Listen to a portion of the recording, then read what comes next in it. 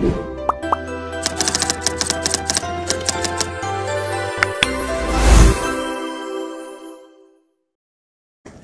مال په انعام کې یو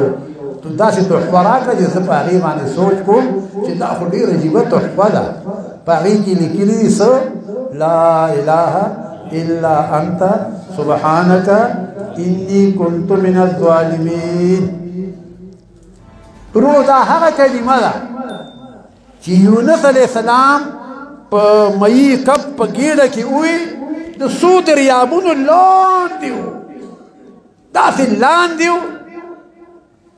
او پته یې نه لګي مفسرین اختلاف دی هفته او څلوېښت دی او هر څوک نو دا یې په هغه ګېډه د مئی کې ووي لا اله الا انت سبحانك انی كنت من الظالمین نو چې دا یې ووي نو الله تعالی فلولا که چېرې نه وی دې تسبیح ویونکی نو للبث فی بطن ایثار شوی و په ګېډه د مئی کې الی یوم یبعثون رد د قیامته پورې خو چې دا یې ووي الله د هغه تیارې نه راوباسه د هغه تکلیف نه راوباسه د هغه ظلمت نه راوباسه د دریابونو نه راوباسه چې ځان سره دا ووي لا اله الا انت سبحانك انی كنت من الظالمین دا یې ووي ډېر مفسرین وایي دا اسم عظم دی دا اسم عظم دی مفسرین لوی خلک د هر چا یو رایي طبیعتي موږ ټیکې دی ویلي دي دې کې ولې دا دومره لوی اجر دی لا اله لا اله لا اله نشته د اله لایق د عبادت نشته د اله چې طاقت درکې توفیق درکې لا اله الا انت مگر ته نشته د جمعات ته راوستون کې یو کس الا انت مگر الله ته مې راولي جمعات ته لا اله الا انت نشته د اله چې طاقت راکې توفیق راکې کیمې نه ضایق الا انت مگر ته مدې کې د الله تعالی تهلیل راغی او بل سبحانك پاکی د تعالی را تنزیها لك عن الشریک پاک ته د شریک نه منزه پاک د شریک نه تهلیل شو لا اله کې سبحانك تسبیح شو او انی كنت من الظالمین اقرار شو دا پکې اقرار شو نو درې څیزونه یو ځای شو تهلیل تسبیح او اقرار نو الله په اقرار ډېر خوشحالېږي چې انسان ورته اقرار کوي چې الله ما ډېر ظلم کړی ربي انی ظلمت نفسي ظلما كثيرا فاغفر لي لا يغفر الذنوب الا انت دې چې دا وایي الله په دې ډېر خوشحالېږي ورونو تاسو ته خبره کوم چې کوم مشکل درته پیش کېږي مشکل راځي هر یو مشکل تاسو ته راځي که د دنیا مشکل یم که په بدن کې مرض یم که فقر یم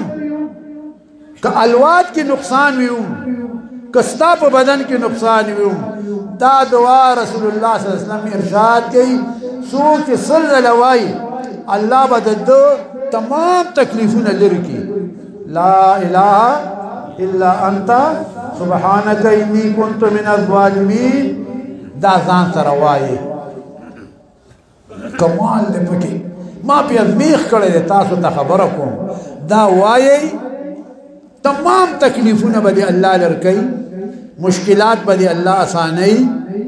او تعالی به الله تعالی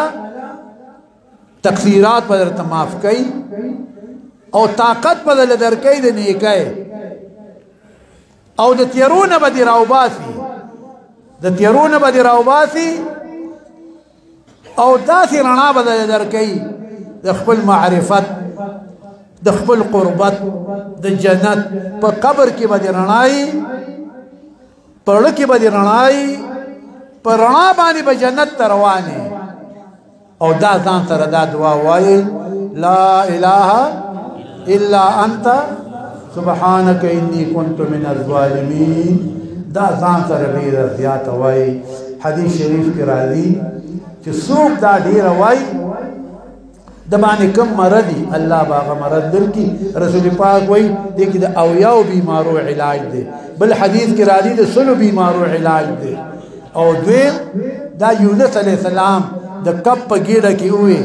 الله تعالی قران شریف کې موږ ته ارشاد کوي مؤمنان خوشاله کنا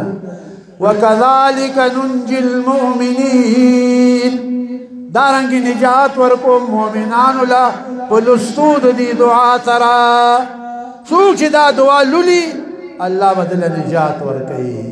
پلستود دی دعا چې کوم قسم مرضی تاسو می خو کوي شو دا وای وای وای الله تعالی به نجات درکړي دغه الله تعالی دې تاسو له موږ له د دې وینا